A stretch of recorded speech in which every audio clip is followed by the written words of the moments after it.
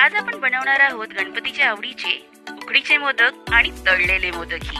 आणि जर तुम्ही माझ्या चॅनलवरती नवीन असाल तर सबस्क्राईब करायला विसरू नका आणि बेल आयकॉन ही प्रेस करा, ज्याने तुम्हाला माझी येणाऱ्या रेसिपीबद्दल अपडेट्स मिळत राहतील आणि मला असं प्रोत्साहन मिळत राहील नवीन नवीन डिश बनवत राहायला. तर नक्की सबस्क्राईब करा, ही आमची विनंती आहे. तर चला बघूया आजची आपली ही रेसिपी. सर्वप्रथम मी इथे 2 कप ओलं किसलेलं खोबरं घेतलेलं आहे, 1 कप गूळ घेतलेला आहे आणि अर्धा चमचा वेलची पूड घेतलेली आहे. तर अशा प्रकारे आपण हे सर्व एका तव्यावरती किंवा एका वाडग्यात चांगलं गरम झाल्यानंतर ते वाडगं तुम्ही बघू शकतात मी इथे पॅन घेतलेला आहे. त्यात आपण पहिलं सर्वप्रथम गूळ टाकून घेणार आहोत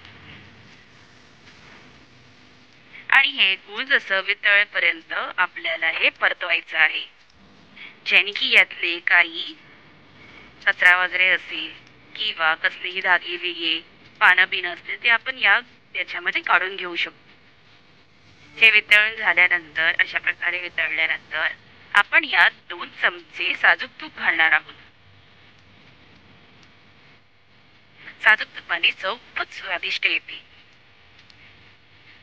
त्यानंतर आपण जे खोबरं किसलेलं होतं ते घालणार आहोत आणि हे चांगलं परतवणार आहोत. हे आपल्याला मीडियम आचेवरती 2 मिनिटं परतवायचं आहे, ज्याने की यातलं जे ओलपण आहे ते जरा आटेल आणि आपलं जे चून आहे ते खूपच स्वादिष्ट बनेल. अशा प्रकारे हे आपण परतवताना यात आपण अर्धा चमचा वेलची पूड घालून घेणार आहोत. तुम्हाला हवं तर तुम्ही यात ड्रायफ्रुट्सही टाकू शकता, ते ऑप्शनल आहे. आणि हे असं परतवून तुम्ही बघू शकतात आपल्या इथे चून रेडी झालेलं आहे. त्यानंतर पिठासाठी आपण इथे 2 कप पाणी गरम करत ठेवले आहे एका टोपात आणि त्यात आपण 2 चमचे साजूक तूप टाकणार आहोत. साजूक तुपाने आपलं जे बाहेरचं कवरिंग असतं ते खूपच सॉफ्ट असं बनतं, कडक बनत नाही. आणि यात आपण अर्धा चमचा मीठ टाकलेला आहे आणि याला चांगली एक उकळ देणार आहोत. अशी एक उकळ आल्यानंतर जरासं परतवून घ्यायचं आहे, ढवळून घ्यायचं आहे आणि त्यात आपण 2 कप पीठ घालणार आहोत. तांदळाचं प्रमाण लक्षात ठेवा, 2 कप पाण्याला 2 कप तांदळाचं पीठ वापरलं जातं. चांगला आता परतवून घ्यायचं आहे. हे परतवल्यानंतर 2 मिनिटं गॅस चालू ठेवून बंद करून टाकायचं आहे.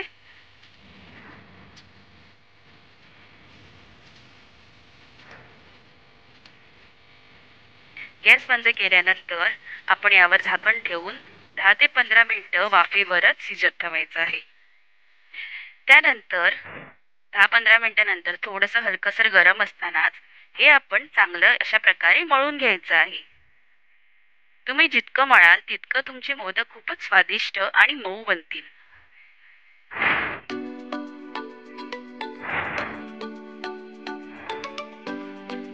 तर हे अशा प्रकारे मळून घ्यायचं आहे.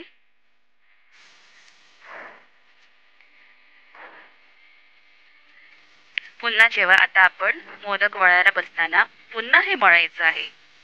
आता छोटासा गोळा घेऊया यातला आपण आणि तोही मळायचा आहे 2 मिनिटं, ज्याने याचं जे टेक्स्चर तुम्ही बघू शकतात मस्त स्मूथ झालेलं असलं पाहिजे, तेव्हाच तुमचे मोदक खूप छान येतील.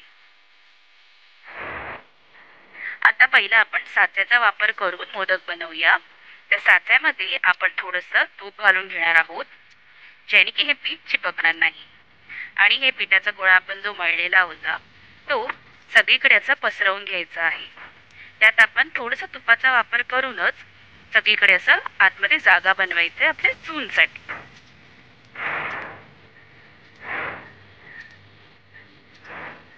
तशा प्रकारे तुम्ही बघू शकता पातळशी थर करून घ्यायची आहे. जाडं पीठ लावाल तर खूपच दडदडीत बनतील. त्यानंतर आपण जे चून तयार केलं आहे ते यात घालून घेऊया.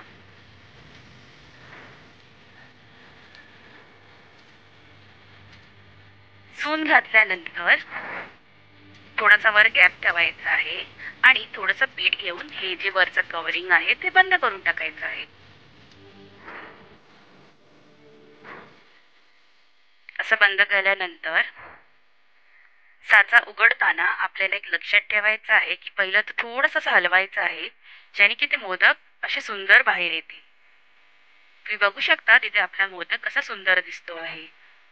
तर हे सगळे टिप्स तुम्ही लक्षात ठेवा. आता आपण बनवणार आहोत हाताने मोदक. पहिलं आपण गोळा घेऊन त्याची अशी वाटी तयार करून घ्यायची आहे, पातळ अशी, जास्त जाड नाही करायची आहे. त्यात मध्ये चून ठेवून साईडला अशा एका बोटाच्या अंतरावर आपण हे कळ्या पाडून घ्यायचे आहेत.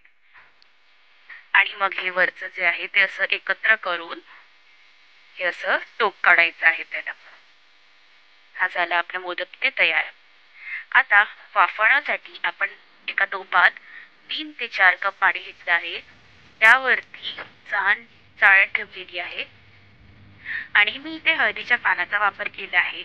जर तुमच्याकडे हळदीची पानं नसतील तर तुम्ही इथे कोणताही कॉटनचा मऊसर कपड्याचा वापर करू शकता.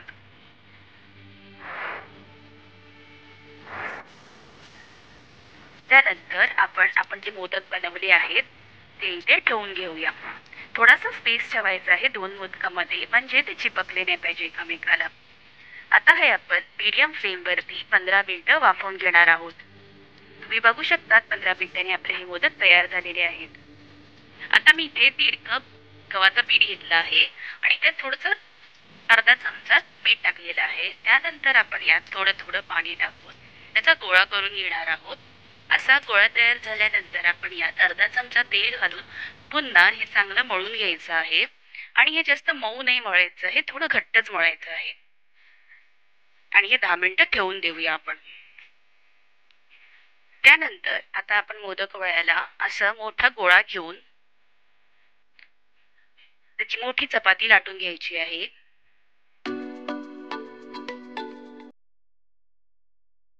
अशी मोठी चपाती लाटून झाल्यानंतर आपल्याला याची आपण जशी पुऱ्या करतो तसे पुऱ्या छोट्या छोट्या पाडून घ्यायच्या आहेत. असे 7-8 करून घेऊन ठेवायचे आहेत. त्यानंतर हे असं एखादं घेऊन त्याच्यामध्ये थोडंसं आपण जे चून तयार केलंय ते टाकून थोडंसं साईडला असं हलकसर पाणी लावायचं आहे. आणि एका बोटाच्या अंतरावर आपण अशा छोटे छोटे कळ्या पाडून घ्यायच्या आहेत.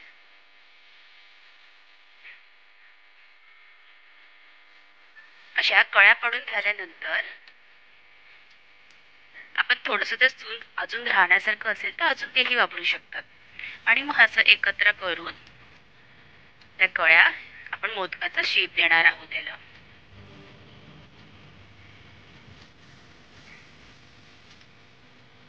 अशा प्रकारे असे आपण 10 ते 12 तयार करून घेऊया. तुम्ही बघू शकता मी ते 10-12 तयार करून घेतलेले आहे. त्यानंतर मी एका कढईमध्ये तेल तापत ठेवलेलं होतं आणि हे तेल जसं गरम होईल तसं आपण मीडियम टू लो फ्लेम वरती याला तळून घेणार आहोत. जोपर्यंत हे बाहेरून कुरकुरीत आणि मस्त होत नाही तोपर्यंत, गोल्डनसर होत नाही तोपर्यंत. अशा प्रकारे आपल्याला हे तळून घ्यायचं आहे मीडियम फ्लेम वरतीच.